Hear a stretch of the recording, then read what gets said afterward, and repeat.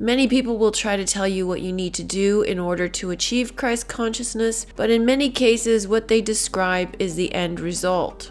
Simply put, it's a change in consciousness. It's a shedding of the lower mind, which also involves joining heart with mind, rising into heaven. A change in consciousness comes from within. It does not come from a change in outward behavior. As you are on your journey, you become conscious of where you were, so you are able to see where other people are on that path. And everybody takes their own path. However, there are markers along the way that show precisely where they are on the path. Once you decide that you are committed to the Ascension path, it is an automatic process. And so in that sense, there's nothing for you to do. All of the things that you need will be delivered to you, will be presented to you, provided that you do not stop yourself or block yourself with fear. A lot of people get stopped with fear. There are several levels to this game we're in. It's starting to feel like a game. While you are on your automatic journey, you can do certain things to make your journey easier, and in some ways trying to do some of those things will make it harder. Along your journey, you become aware of where you need to be. And as people, our human need is to sort of race ahead. We want to be there, not where we are. And in trying to race ahead, you're not accomplishing anything. We feel like we want to get there faster. We should be doing something to get there. And yet you cannot do anything to get there simply because the insights, the tools, the abilities, the knowledge that you need in order to get there, you don't have yet. It's like trying to travel from New York to California without knowing how to drive first. So you have to be patient. You have to understand that there are things that automatically are delivered to you that you cannot obtain. You cannot go out and get it. You cannot find it. There is absolutely nothing you can do to obtain the knowledge, whatever it is. There's nothing you can do to get it. And you can only perceive it or receive it when you are ready. You have to be content with where you are, because being where you are is where you're supposed to be. We should probably ask, what is Christ consciousness? It's a change in consciousness. It's a change in how you perceive the world. It's a change in how you live your life. It's a complete overhaul of how you think. We cannot solve the problem with the same mind that created it. So we have to have a different mind. This whole exercise that we're going through is about changing your consciousness, changing your mind. And so all of that change involves a complete overhaul in how you perceive the world, how you behave in the world, how you act, how you live your life.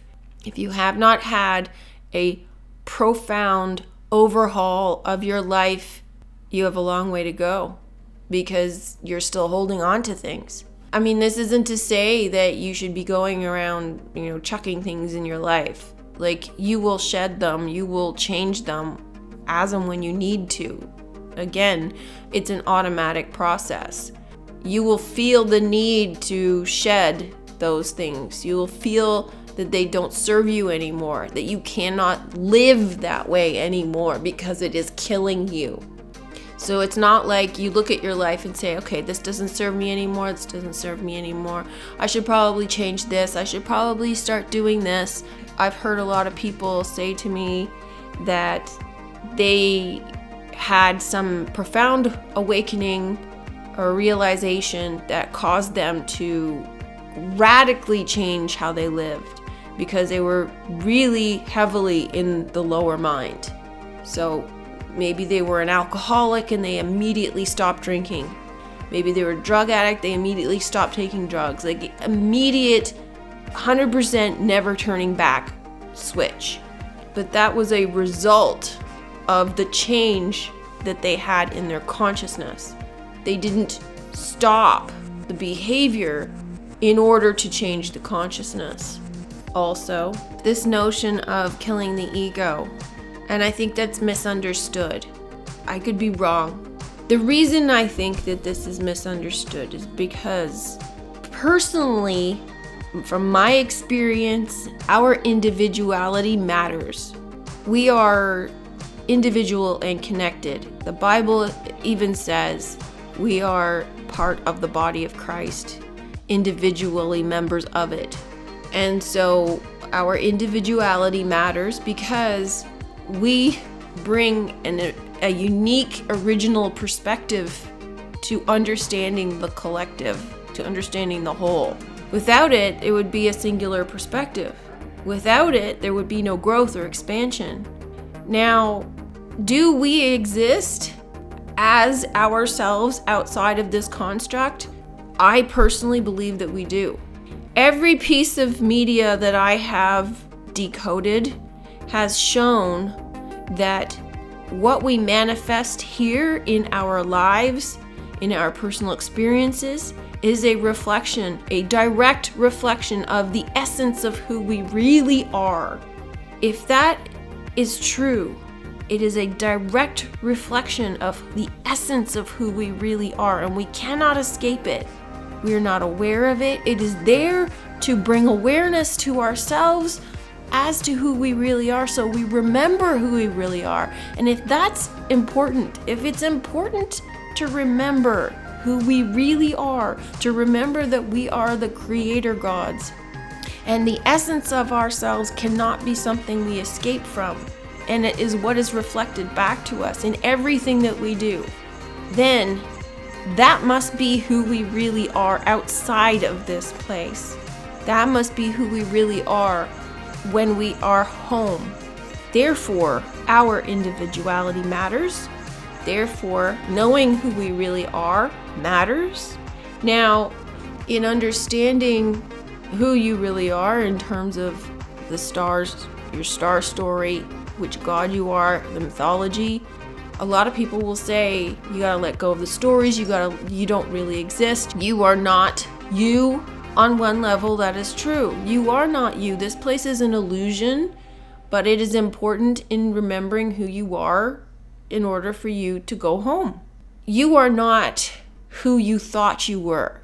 You are not this person who is working a job, living in a family, having a bunch of friends, doing whatever it is you do, and the story you tell yourself about your own life. You are much greater than that. And when you figure out your star story and you figure out what God you are, and you figure out that you are living multiple lives simultaneously that all string together to that one source of who you really are, then you realize that the life story that you lived as a human and who you thought you were as this avatar human in your story is merely a fragment of that. I mean, yes, ultimately everything connects back to the one source. But even outside of this realm, there is an individuality, and those individuals are connected. I personally do not agree that the physical is not significant. It is incredibly significant in figuring out who you are. It is incredibly significant because it wouldn't exist if it wasn't. How can you ignore the physical? How can you just diminish its significance into nothing simply because you realize that it's an illusion? It being an illusion doesn't make it go away. Doesn't mean that it isn't meaningful. Like I've said before, that's like going into a movie and saying the movie doesn't exist because you can't take it home. It's not tangible. But you go to the movie for the experience. And the experience is what you take with you.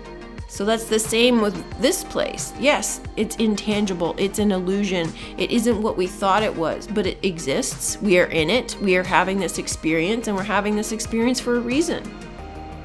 And ultimately, we're having this experience because we wanted to experience what it was like to not be us.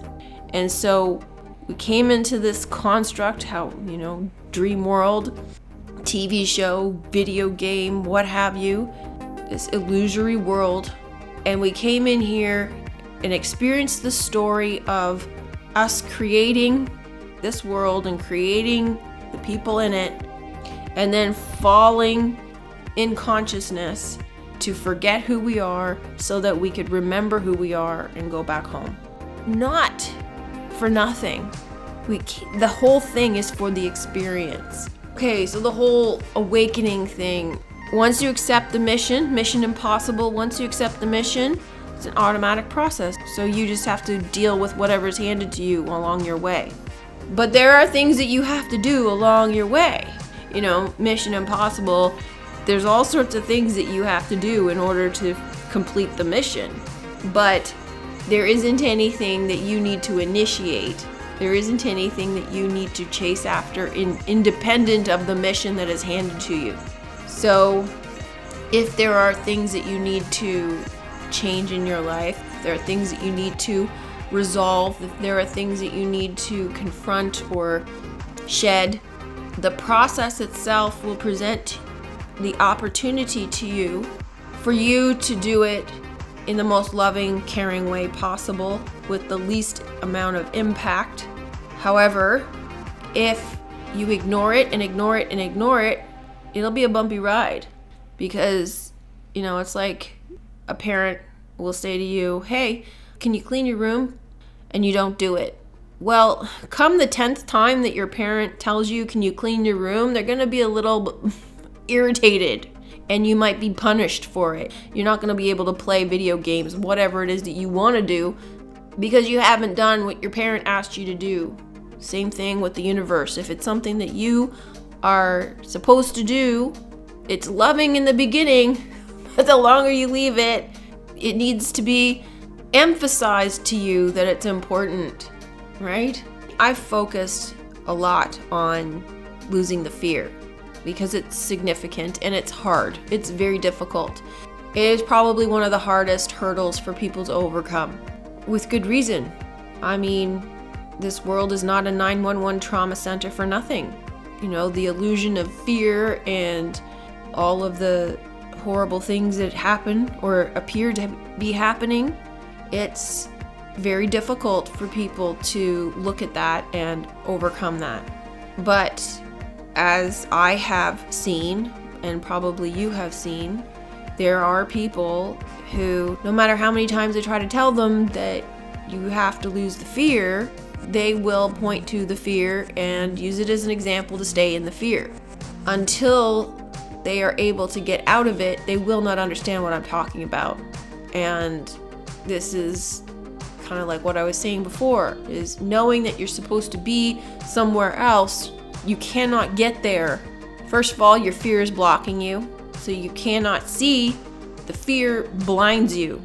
So if you can't see your way out of the room, you're not going to know how to get out of the room, are you? Somebody could be on the other side of the wall. You know there's another side of the wall, but if you can't find the door to get out of the room to get on the other side, it's useless to you. It just causes anxiety because you have this gap of where you're supposed to be and you're not there. And it's like, well, I know I'm supposed to be there. How do I get there? How do I get there? The only answer is to accept where you are. Understand that there is more and something better on the other side, and start looking for that instead of putting your feet in the ground and saying, but I want to stay here. You can't do both at the same time, right? You can't argue for where you are and simultaneously get to the other side. I can't get over there if I'm not looking and walking over there. This is a prime example of how fear keeps you stuck. I'm going to continue this in part 2.